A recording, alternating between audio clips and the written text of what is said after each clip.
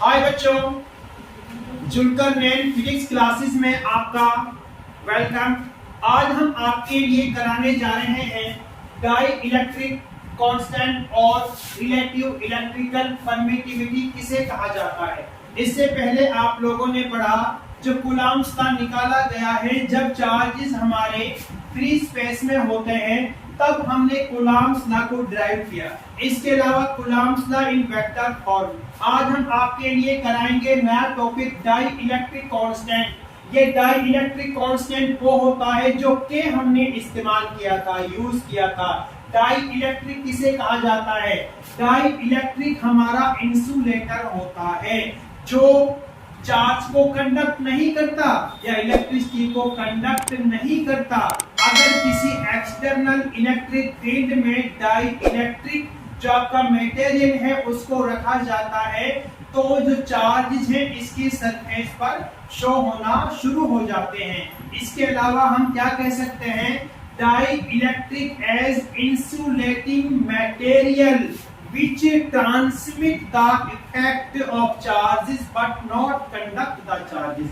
जो चार्ज को कंडक्ट नहीं करते लेकिन ट्रांसमिट करते हैं उसको डाई इलेक्ट्रिक कहा जाता है। आइए हम आगे चलते हैं। हम मान लेते हैं कि जो हमारे चार्जेस हैं आपके फ्री स्पेस में रखे हुए हैं तो उसके लिए हमारा क्या हो जाएगा? Charges are in free space. तो फ्री स्पेस में है, फोर्स क्या हो जाएगा? उसके लिए हम मान लेते हैं force when charges are placed in free space. F not से उसको हम डिनोट कर लेते हैं। इसका फॉर्मूला निकल के आएगा 1/4 पाई एप्सिलॉन नॉट और चार्जेस आपने Q1 Q2 चार्जेस माने हैं और उनके बीच का जो डिस्टेंस उसका स्क्वायर हमने मान लिया है। इसको हमने इक्वेशन नंबर फर्स्ट मान लिया है। एप्सिलॉन नॉट क्या डिनोट कर रहा है? Absolute permittivity when charges are in free space. इसके अलावा मान लेते हैं चार्जेस हमारे मीडियम में रखे हुए हैं तो उसके लिए हमारा क्या हो जाएगा? Charges are in medium. तो मीडियम में है तो क्या करना है उसके लिए हम कर लेते हैं। तो फोर्स इन मीडियम क्या हो जाएगा? 1/4 पाई एप्सिलॉन और चार्जेस हमारे Q1 Q2 चार्जेस हो जाएंगे उनके बीच का डिस्टेंस का स्क्वायर। इसको आप इक्वेशन नंबर सेकंड हम मान लेते हैं। अब क्या होगा? अब हम यहाँ पर इक्वेशन फर्स्ट को इक्वेशन सेकंड से डिवाइड कर लेते हैं तो क्या हो जाएगा? Dividing equation first by equation second तो क्या हो जाएगा? F not divide by F N is equal to 1/4 pi epsilon not Q1 Q2 by R square divide by 1/4 pi epsilon Q1 charge Q2 charge R square. तो इसमें हमारा क्या हो जाएगा? इससे हम इसको यहाँ पर कट कर देंगे Q1 Q2। इससे हमारा ये हो जाएगा एप्सिलॉन नॉट। एप्सिलॉन हमारा बच गया तो क्या बचा आप लोगों का? आपका बचा F not by F M is equal to epsilon by epsilon not. ये हमारा हो गया यहाँ पर। और क्या होता है? एप्सिलॉन बाई एप्सिलॉन नॉट हमारा ये बराबर होता है रिलेटिव परमिटिविटी या डाई इलेक्ट्रिक कांस्टेंट के बराबर होता है। और ये जो डाई इलेक्ट्रिक कांस्टेंट होता है जो के है जिससे हम डाई इलेक्ट्रिक कांस्टेंट को डिनोट करते हैं ये हमारा नेचर ऑफ मीडियम के ऊपर डिपेंड करता है। हर किसी मीडियम के लिए फ्री स्पेस के लिए के की वैल्यू हमारी अलग अलग होगी। वो कैसे होगी? अगर मान लो वैक्यूम है, वैक्यूम के लिए हमारा जो डाई इलेक्ट्रिक कांस्टेंट है उसकी वैल्यू 1.000। इसका मतलब 1 होगा। अगर हमारा एयर के अंदर कोई चार्ज रखे हुए हैं तो डाई इलेक्ट्रिक कांस्टेंट की वैल्यू हमारी हो जाएगी 1.006 हो जाएगी। इसके अलावा अगर हाइड्रोजन है तो हाइड्रोजन के लिए हमारी जो डाइलेक्ट्रिक कांस्टेंट वैल्यू है K = 1.00026 हो जाएगा।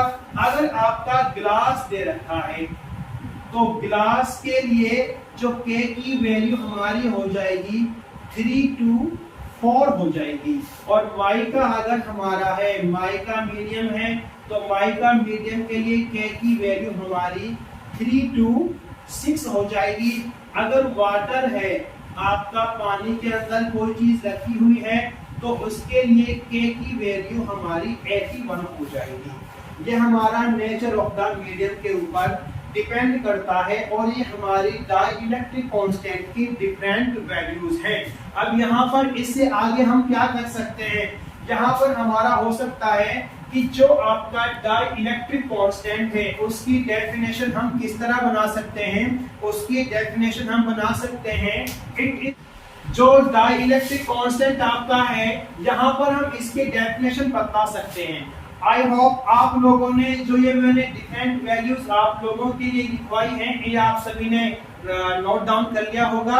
अगर नहीं किया है जल्दी से आप इसको लिख लीजिए, उतार लीजिए जल्दी से आप इसको अपनी पेयर कॉपी में, आपके लिए एक बेहतरीन नोट्स रहेगा। ये उतार लिया, चलो ठीक, निकल कर आ जाएगा। ये फोर्स की फॉर्म में आपकी डेफिनेशन हो गई F0/Fm = K और आपका ε/ε0 = K।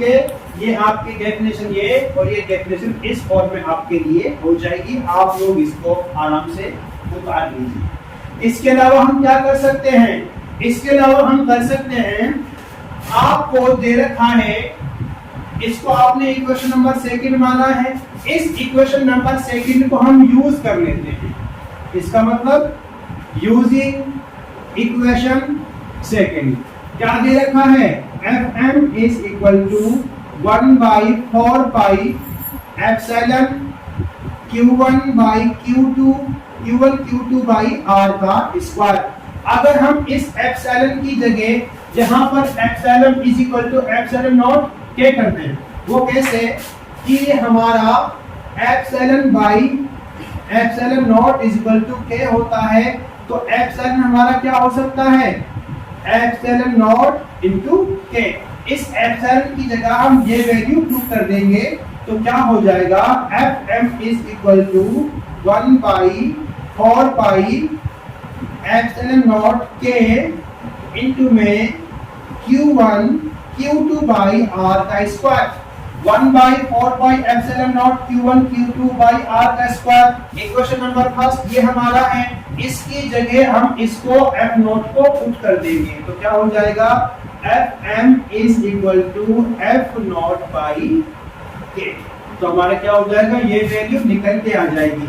अब यहाँ पर K की वैल्यू आप लोग कुछ भी पुट कर सकते हो। अगर आप लोग दे रखा है कि आपके मीडियम चार्ज आपके वाटर में रखे हुए हैं, वाटर के अंदर आपके चार्जेस रखे हुए हैं तो K की वैल्यू आपको K की वैल्यू 81 पुट करनी है तो क्या हो जाएगा, अगर वाटर मीडियम में रखे हुए हैं तो हमारा Fm = 1/81 F0 ये वैल्यू निकल के आ जाएगी जब चार्जेस आपके वाटर के अंदर रखे हुए हैं। आई होप बच्चों आप लोगों को ये समझ आ गया होगा डाइलेक्ट्रिक कांस्टेंट या रिलेटिव इलेक्ट्रिकल परमिटिविटी हमारी क्या होती है।